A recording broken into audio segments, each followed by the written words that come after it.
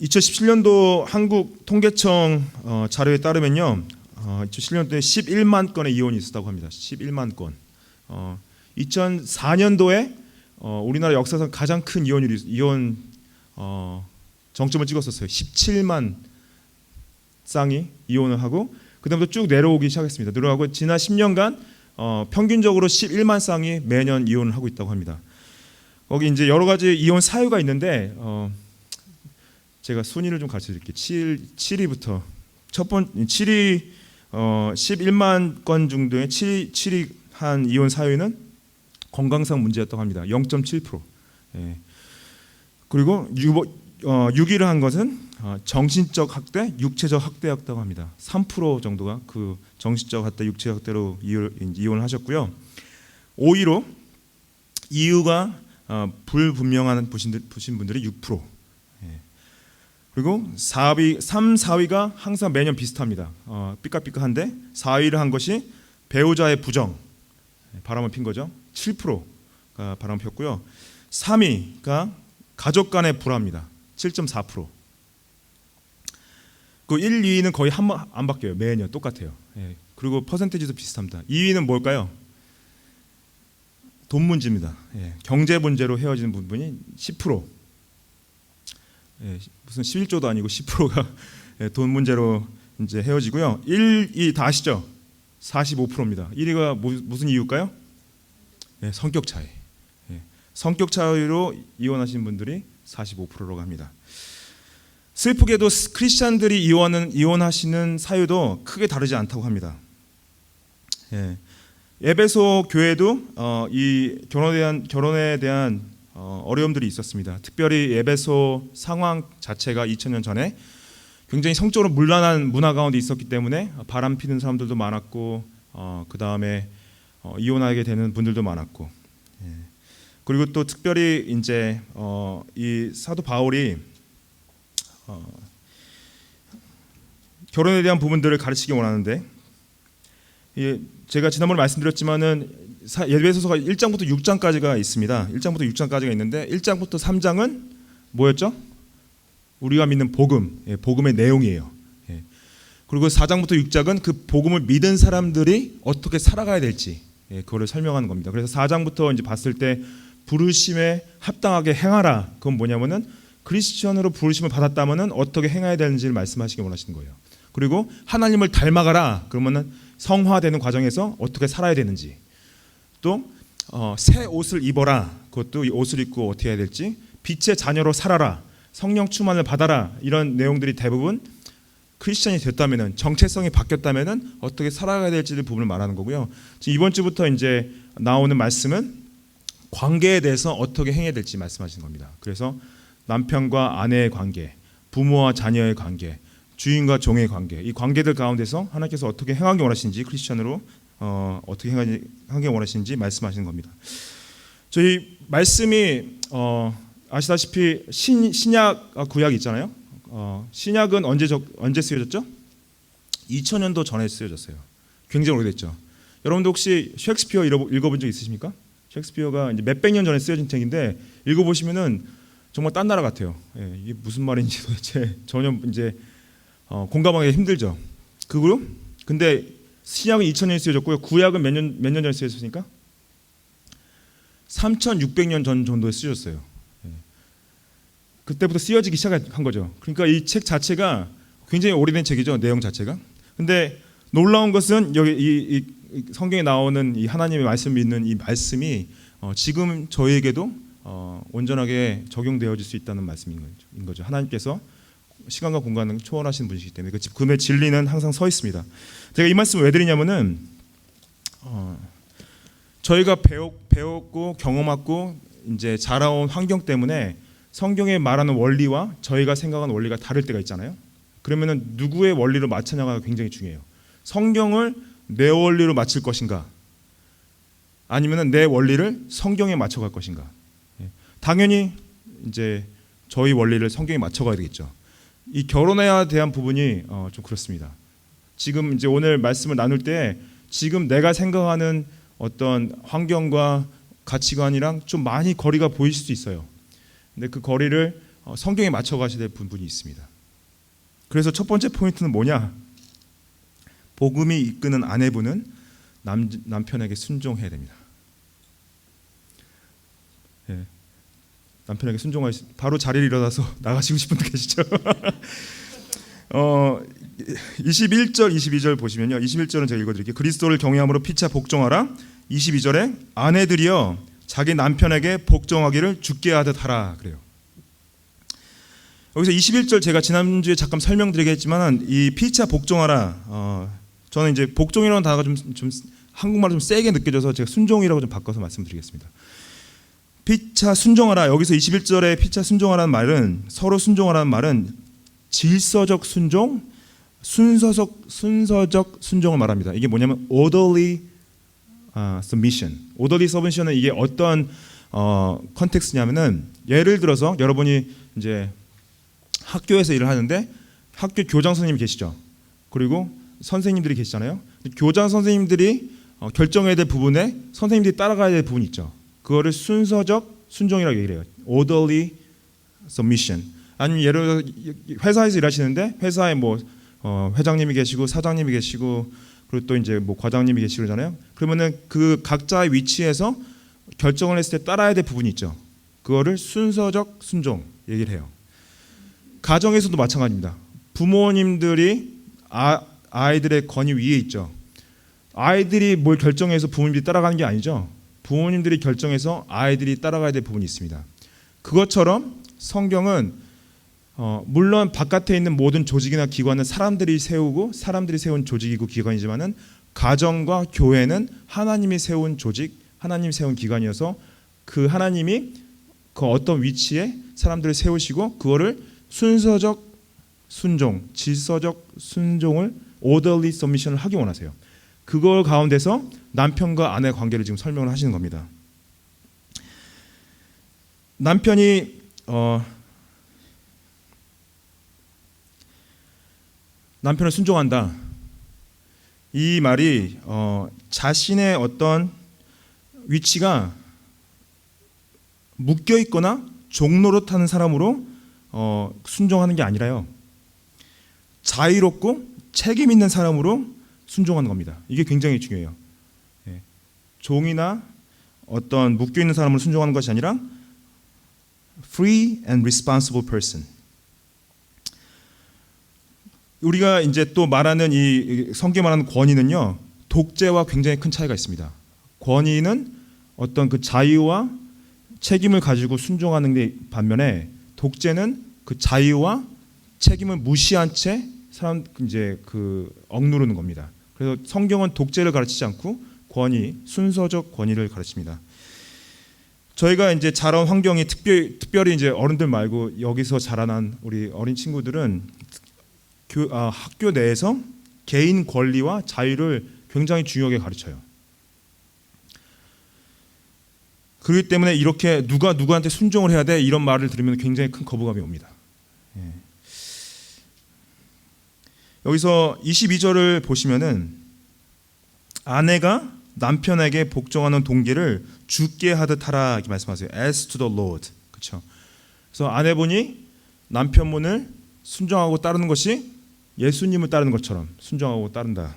그리고 21절 이제 그 전 말씀 보시면은 서로 순종하고 질서적으로 복종하는 이유가 그리스도를 경외함으로 그리스도를 경외하는 것이 동기라고 말씀합니다. The fear of Christ. 그리고 23절에 보시면은 남편이 아내의 머리됨이 그리스도께서 교회의 머리됨 같으니라 말씀하세요. 남편이 아내의 머리됨이 예수님이 그리스도의 머리된다. 이 머리라는 표현이 에베소서에 이미 2번 정도 나옵니다. 첫 번째로 어디서 나오냐면은 1장 22절에 나와요. 1장 22절에 또 만물을 그의 발 아래에 복종하게 하시고 그를 만물 위에 교회의 머리로 삼으셨다. He put all things under his feet, gave him as head of all things to the church. 예수님이 머리 되시면 여기서 어떤 머리 되시냐? 온 우주 위에 계신 거예요. 창조계의 권위를 가지고 계신 분. 이 권위가 창조계뿐만 아니라 사단의 권세 위에도 있습니다. 그래서 예수님의 권위가 있기 때문에 지금 보기에는 엉망인 것 같지만은 그래도 이 모든 것들이 질서적으로 가는 게 있는 거예요. 예수님이 홀드를 하고 계시기 때문에, 붙잡고 계시기 때문에. 그리고 또 한 번 이 머리라는 부분이 예수님의 머리 되심이 어디 나오냐면 4장 15절에 나옵니다. 4장 15절에 오직 사랑 안에서 참된 것을 하여 범사에 그에게까지 자랄지라 그는 머리니 곧 그리스도라. So we are to grow up in every way into him who is the head, into Christ. 예수님께로 자라가는 이유가 예수님이 우리 머리 되심이라고 얘기를 해요. 여기서는 여기 예수님의 머리 되심이 예수님께서 자기의 백성을 돌보시는데 돌보시고 먹이시고 보호하시는데 머리 되심의 목적이 있습니다. 그래서 남편의 머리됨이 아내의 순종의 원인이 되는 것은 남편이 머리됨, 가족의 머리됨이죠. 이 남편의 머리됨에 있어서 이 원리가 그냥 여기서만 나온 것이 아니라요. 창세기 2장부터 요한계시록까지 쭉 나옵니다.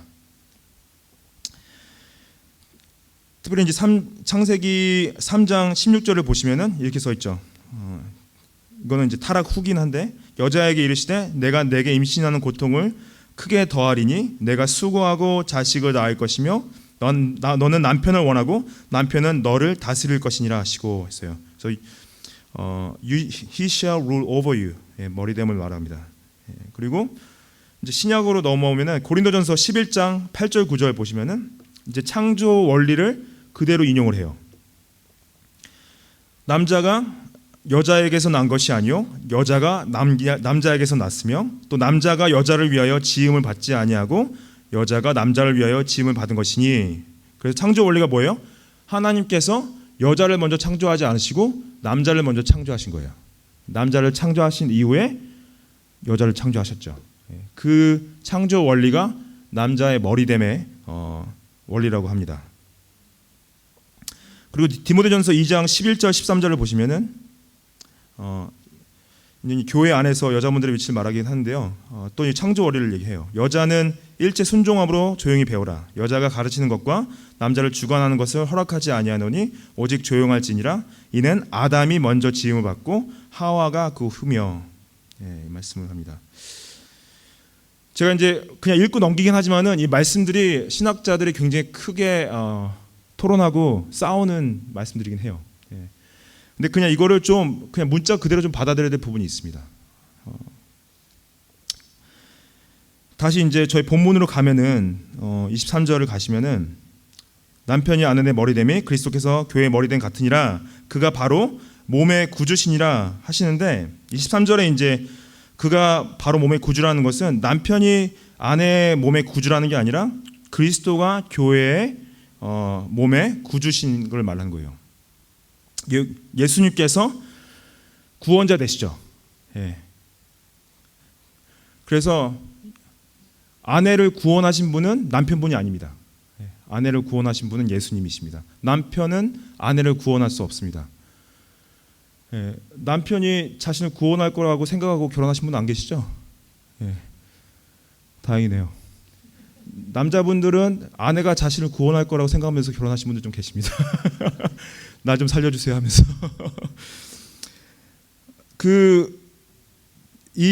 그래서 남편이 아내를 구원하는 게 아니라 예수님이 교회를 구원하듯이 예수님이 아내분을 구원하는데 그 머리됨의 원리를 말씀하시는데요. 24절에 보시면은 그러므로 교회가 그리스도에게 하듯 아내들도 범사에 자기 남편에게 복종할지니라 그래요. 그래서 아내가 남편에게 순종해야 될 또 하나의 이유가 교회가 그리스도에게 순종하는 것을 이제 말씀하시는데 여기서 보아야 될 게 범사에란 단어입니다. 범사에란 말이 이제 영어로 in everything. 그래서 모든 일에 순종하라. 이 모든 일이란 말을 정의하는 게 굉장히 중요합니다. 모든 일인데요. 남편분이 죄를 범하라는데 죄를 범하는 것까지 순종하는 걸 말하지는 않습니다. 모든 일이라는 것은 남편분이 주님의 뜻 가운데서 하는 모든 일을 말씀하시는 거예요. 그리고 중요한 것은 남편분이 그렇다면은 주님의 뜻대로 아내분을 이끌고 있냐, 그게 굉장히 중요합니다. 남편분의 리더십이 좀 부족할 수 있어요. 남편분이 주님의 뜻 가운데 인도하는데 좀 어색해할 수 있습니다. 근데 보셔야 될 게 뭐냐? 남편분의 중심이세요.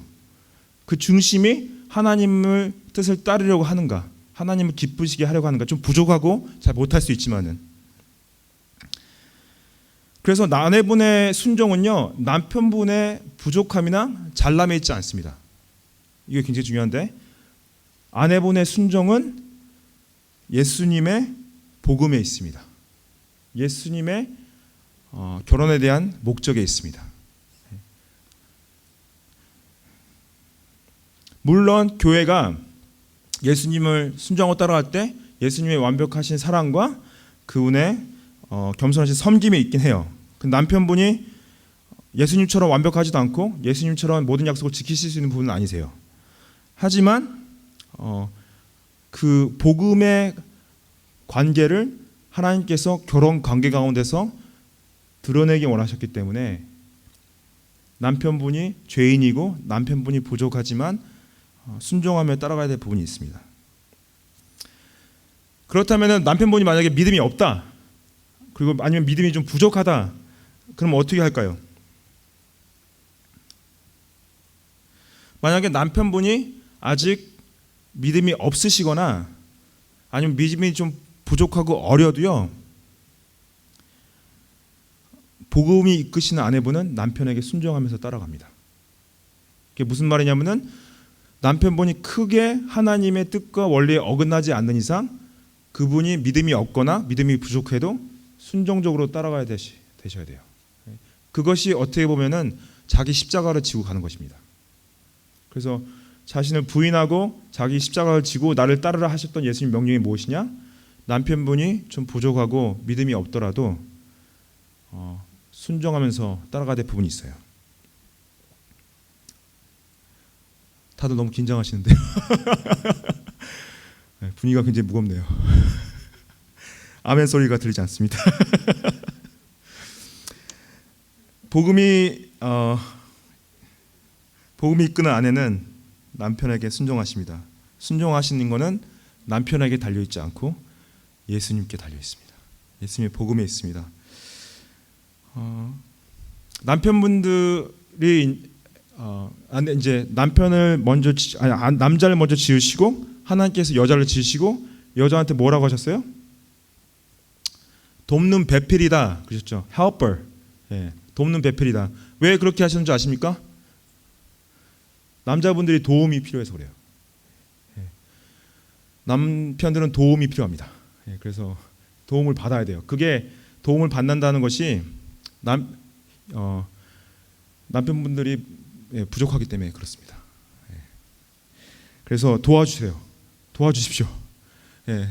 남편분들이 가정을 하나님의 뜻대로 잘 이끌어갈 수 있도록 도와주십시오. 부탁드립니다. 이번 한 주도 남편분들의 부족함을 감싸주시면서 가족들을 하나님의 뜻 가운데 잘 이끌어 가시도록 세워주면서 순종해 하시기를 축복드립니다. 예. 두 번째로 복음이 이끄는 남편은 아내를 사랑합니다. 이상하죠? 복음이 이끄는 남편은 아내를 순종해야 되는데 아내를 사랑한다고 말씀하십니다. 25절에 보시면은 남편들아 아내를 사랑하기를 그리스도께서 교회를 사랑하시고 그 교회를 위하여 자신을 주심같이 하라 말씀하셨어요. 그리스도께서 교회를 사랑하셨는데 교회를 어떻게 사랑하셨다고요? 교회에 자신을 주셨죠. 어떻게 주셨습니까? 십자가에 자신의 몸을 죽으심으로 주셨습니다. 그래서 예수님의 사랑은 희생적 사랑, 죽기까지 사랑이에요. 남편은 아내분을 어떻게 사랑해야 되냐? 죽기까지 사랑해야 됩니다. 희생적 사랑. 이 희생적 사랑은 어떤 걸 말씀하시냐면요, 죽기까지 사랑하는 것은 가서 죽으라는 얘기가 아니라 절대 죽으시면 안 됩니다. 영적인 것을 얘기해요. 영적인 것을 얘기한다. 물론 이제 정말 죽어야 될 상황이 오면 죽으세요. 근데 제가 말씀드리는 거는 죽기까지 사랑하는 건 뭐냐면은 아내분의 전 인격적인 건강을 위해서 멈추지 않는 보살핌과 사랑으로 섬기라 말씀하세요. 멈추지 않는 보살핌과 사랑으로 섬기라. 끝없는 관심. 그것이 죽기까지 사랑하는 것입니다. 희생적 사랑. 왜냐? 예수님이 교회를 멈추지 않는 보살핌과 섬김으로 사랑하시기 때문이에요. 그것이 십자가입니다.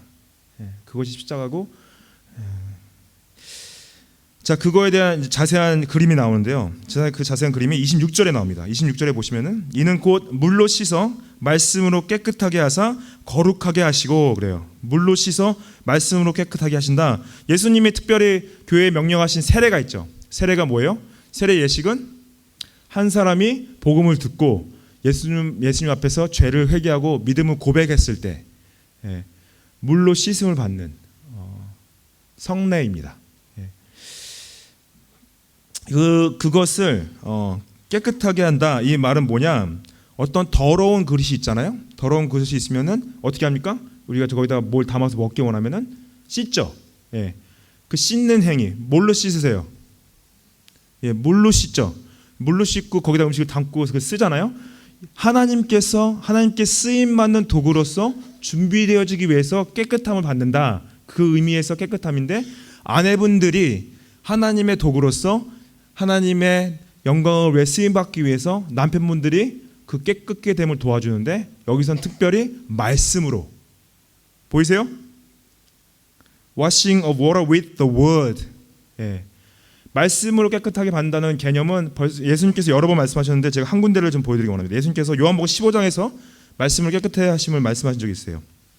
요한복음 15장 1절부터 3절을 보시면은 나는 참 포도나무요 내 아버지는 농부라. 물은 내게 붙어 있어 열매를 맺지 아니하는 가지는 아버지께서 그것을 제거해 버리시고 무릇 열매를 맺는 가지는 더 열매를 맺게 하여 그것을 깨끗하게 하시느니라.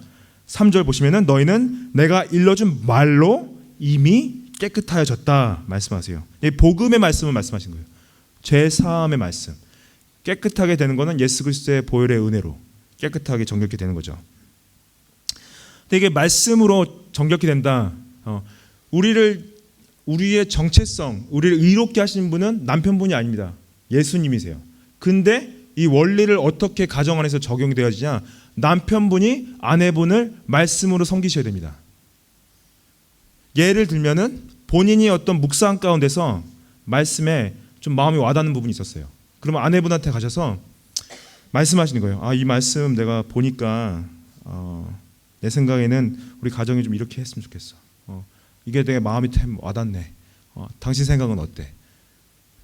그래서 본인이 가진 영적 인사이트를 아내분과 공유하고 나누는 거예요. 굉장히 드물죠.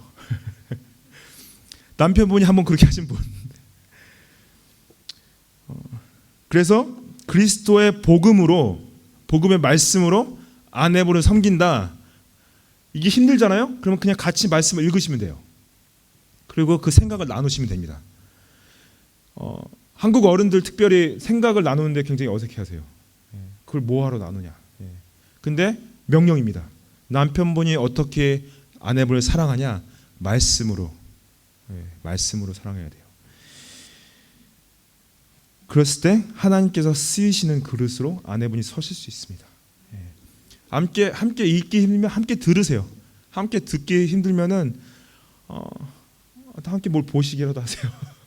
그래서 생각을 공유하시고 말씀을 나누셔야 돼요. 그리고 아내분을 위해서 기도하십니까? 기도해 주십시오. 아내분을 위해서.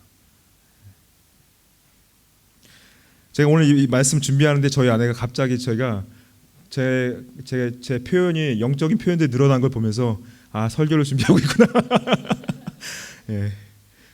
평소에 안 하다 또 하려니까.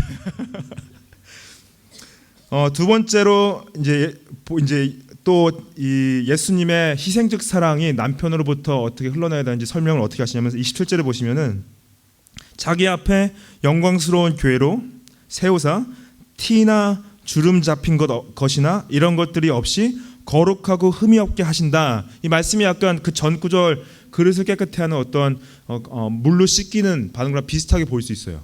깨끗함을 받는다. 근데 좀 약간 다른 개념이 있습니다. 이게 어떤 개념이 비슷하면은 더러우신 옷이 있어요. 되게 좋은 드레스라고 생각하세요. 드레스인데 더러워졌습니다. 그럼 어떻게 하십니까?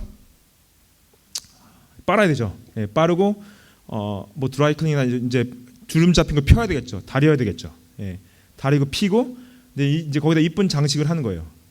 그래서 어떤 아름다운 신부가 입을 수 있는 드레스로 만들어지는 겁니다. 이것은 여기서 말하는 거룩하고 흠이 없다, 주름을 폈다, 이쁜 장식을 달았다, 이건 뭐냐면은 영적인 순결과 도덕적으로 흠이 없음을 말을 합니다. 그래서 그리스도가 희생적 사랑으로 교회를 사랑하듯이 교회가 사랑할 때 교회가 도덕적으로 이제 흠이 없고 또 영적으로 순결하게 되는 것처럼 남편분이 아내분에게 희생적으로 사랑한다는 건 뭐냐? 이렇게 보시면 돼요. 남편분이 아내의 거울 같은 존재입니다. 그래서 아내분이 남편에게 비춰져서 아내분의 죄가 보이는 거예요. 근데 그 죄를 씻기시는 분은 예수님이신데 아내분이 성화될 수 있도록 도와주시는 분이에요. 분이 남편분이세요.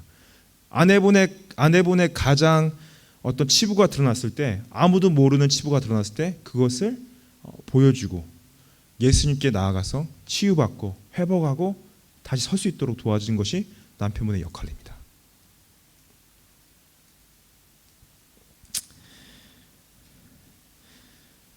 그래서 남편분이 희생적 사랑으로 아내를 사랑한다. 그것은 아내분이 말씀으로 또한 영적으로 성화되기를 도와드리는 거예요. 깨끗한 그릇으로, 이쁜 드레스로 예수님의 신부 될 수 있도록. 28절에 아내를 사랑하는 이유가 또 한 가지가 더 나오는데 이게 좀 이상하게 보일 수 있습니다. 28절 보시면은 이와 같이 남편들도 자기 아내 사랑하기를 자기 자신과 같이 할지니 자기 아내를 사랑하는 자는 자기를 사랑하는 것이라. 왜 자기를 사랑하는 것이 아내를 사랑하는 것이 자기 사랑하는 이라고 말씀하시는가? 이게 좀 이상하게 보일 수 있어요. 왜냐하면은 희생적 사랑을 얘기할 때 자기 부인의 사랑을 얘기하잖아요. 근데 이 말씀 보면은 자기 부인의 사랑이 아니라 자기 사랑하듯이 사랑하는 것은 이게 남편이 아내가 자기 몸보다 못하다는 말인가? 아니면은 아내를 사랑하는 이유가 자기를 사랑하기 때문인가? 어떤 이렇게 약간 오해처럼 보일 수 있어요. 근데 이걸 잘 보시면요, 뭘 보셔야 되냐면은 두 번째 가는 큰 계명을 따라서 말씀하신 것을 보셔야 됩니다. 가장 큰 계명이 뭔가요? 하나님을 사랑하는 거죠. 몸과 마음과 힘을 다해서 하나님을 사랑하는 거고, 두 번째 계명은 뭡니까? 내 이웃을 내 자신과 같이 사랑하라. 그게 두 번째 가장 큰 계명이죠. 그 마음을 그냥 그대로 갖다 쓰신 거예요. 근데 이게 그냥 봤을 때 아내분들이 보셨을 때 별로 로맨틱하게 보이지 않을 수가 있습니다. 그렇죠? 그냥 자기 몸 사랑하듯이 자기 사랑하는 게 이게 무슨 사랑인가? 근데 이게 굉장히 잘 들어보시면요, 굉장히 로맨틱합니다. 왜냐? 이게 이제 나중에 31절을 보시면은 남자와 여자가 한 육체됨을 얘기해요. 한 몸이 됨을. 근데 한 몸이 되는 것이 뭐냐면은 예수님이 교회를 자기 몸이라고 표현합니다. 그래서 예수님이 자신을 사랑하듯이 교회를 사랑하는 건 뭐냐면은 교회와 자신을 하나로 보기 때문에 그런 거예요. 그래서 남편이 아내를 사랑한다는 건 뭐냐면은 남편이 아내와 자기를 하나로 보기 때문입니다. 굉장히 로맨틱하죠. 다들 되게 싫어하시네요.